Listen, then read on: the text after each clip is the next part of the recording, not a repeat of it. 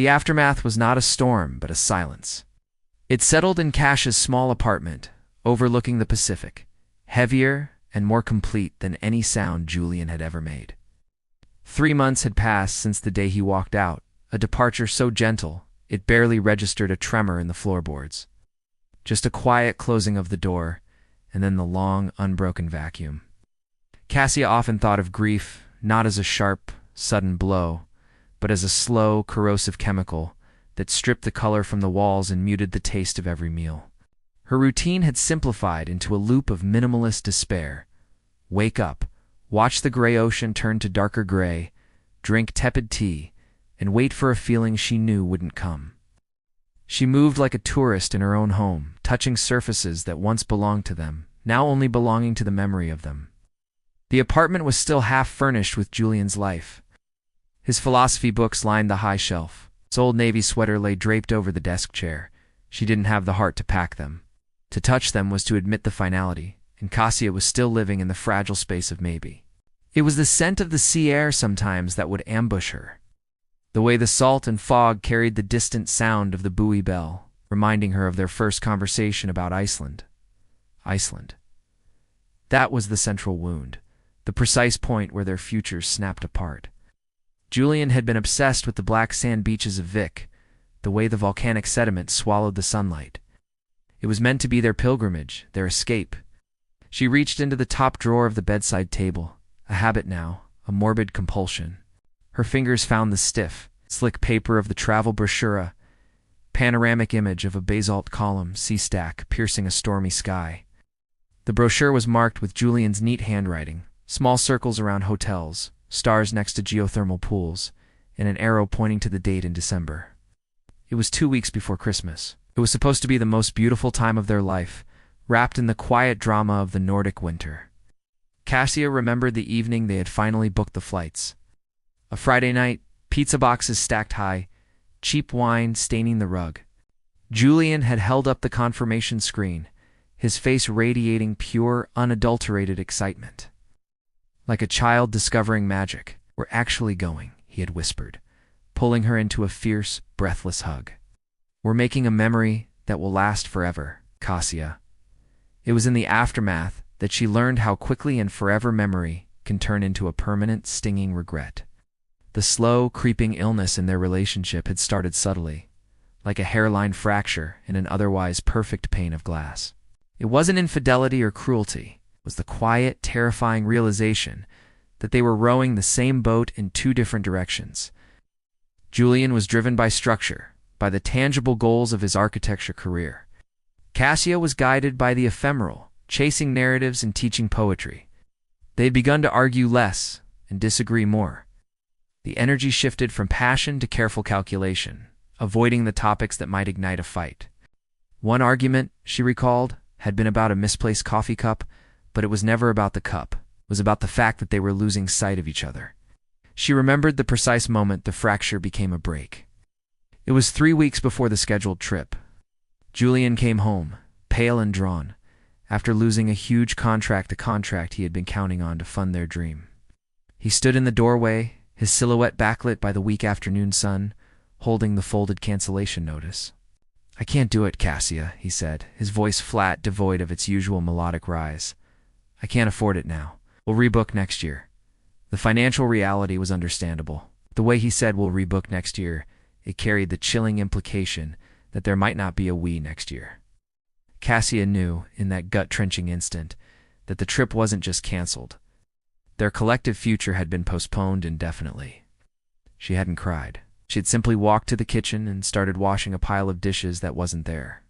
That night, they slept back to back, the mattress a vast cold plain between them. The proximity was a mockery of intimacy, and the silence was a language they both understood perfectly.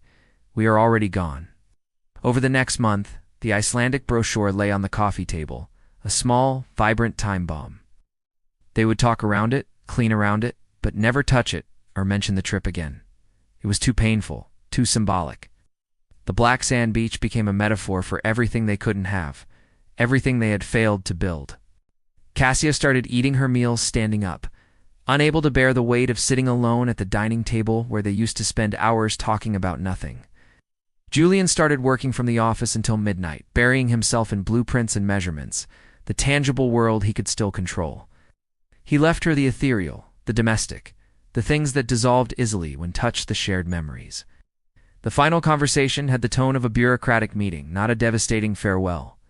They were sitting on the edge of the bed, folding laundry, the mundane chore framing the monumental ending. "I think we're both exhausted, Cassia," Julian murmured, folding a tea towel with agonizing precision. "Exhausted by what?" she asked, her voice barely a breath. "Exhausted by pretending that the life we planned is the life we are living," he admitted, not looking at her. "We've been performing our love for months." Cassia didn't argue. She couldn't. He had articulated the precise, unspoken agony of her soul. The truth was a physical thing, a cold, smooth stone settling in her chest. "And the life we're living?" she asked, picking up a faded t-shirt that smelled faintly of him. Julian finally looked up. His eyes, usually warm and bright, were dull like old pennies. "The life we're living is lonely, Cassia. Even when we're in the same room." That was the sentence that shattered the pane of glass, allowing the grief to rush in. There were no tears from either of them, just a mutual, weary understanding that they had tried and failed, and that failure was a heavy, dignified kind of defeat. They spent the next hour dividing their possessions with a chilling calmness, each item categorized, a memory assigned, and then silently dismissed. He took the speakers, she took the record player. He took the practical kitchenware, she kept the sentimental chipped mugs. When he picked up the Iceland brochure, Cash's breath hitched. She watched, paralyzed, waiting for him to tear it. Instead, he simply placed it back on the bedside table, deliberately aligning the corners. "Keep it, Cassia," he instructed, his voice low. "It was your dream more than mine." It was a lie, a final act of kindness to mask the deeper hurt, but she accepted it because lies were easier to live with than the truth. He left that afternoon. No grand exit, no final kiss, just a hand resting briefly on her shoulder before he slipped through the door. Cassia didn't watch him go. She stared at the brochure, the brightly colored landscape suddenly mocking her solitude. In the 3 months since, she hadn't once managed to look at the ocean without seeing the black sand beach in her mind. The aftermath was a state of purgatory. She hadn't signed the divorce papers. They sat, intimidating and crisp, on the kitchen counter. She was afraid to sign because signing meant turning the maybe into never. Cassia tried to date again, a disaster she regretted almost instantly. The man was kind, his conversation light and easy, but when he leaned in to kiss her, she felt nothing but the ghost of Julian's touch. She found herself comparing his hands, his laugh, his scent to the memory, and the new man always came up tragically short. She realized that she wasn't dating. She was auditioning substitutes for a role that had been permanently retired. She stopped answering texts and let the phone battery die, embracing the isolation. She started visiting their old haunts, like a ghost revisiting a familiar grave.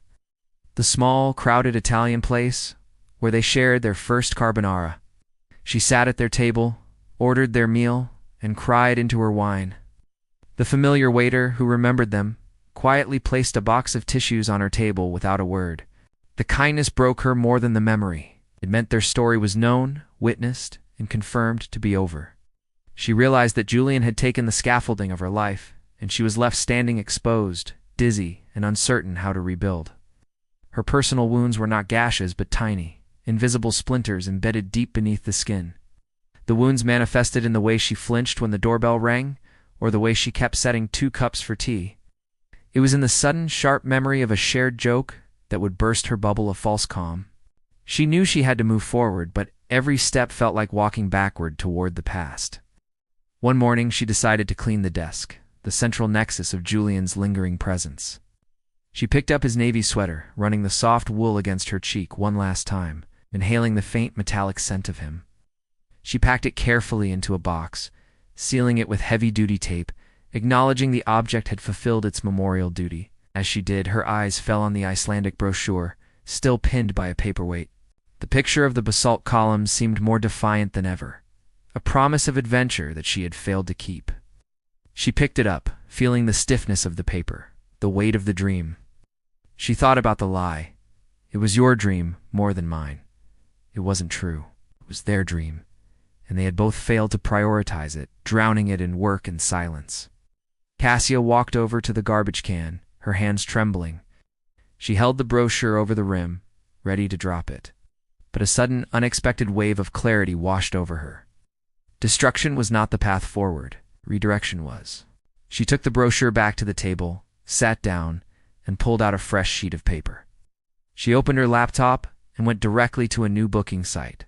Not for flights, but for a small, self-guided tour. She wasn't going to Iceland, not yet. She couldn't step onto that black sand alone. Instead, she booked a short trip to a different coast, one she had never discussed with Julian, one with white blinding sand and turquoise water. She was choosing a new memory, one that belonged solely to Cassia, untainted by the ghosts of their collective plans. With a quiet resolve that felt entirely foreign but completely right, she picked up a pair of scissors. She didn't tear the Icelandic brochure. Instead, she meticulously cut out Julian's small circles and stars. She left the blank landscape untouched, neutralizing its power over her. It was now just a picture, not a blueprint. The small act felt like a deep, surgical removal of a long embedded splinter. The pain of the aftermath didn't vanish, but it shifted. It was no longer a wound that festered, but a scar that was slowly, patiently fading. Cassia sat back, looking at the untouched white sand on her screen. Realizing her life in the aftermath was finally beginning to transition into her life after. If Cassia's story of quiet suffering resonated with you, let us know in the comments. What small symbolic act helped you finally move forward? Like, share, and subscribe to Storycraft Studio for more melancholic dramas.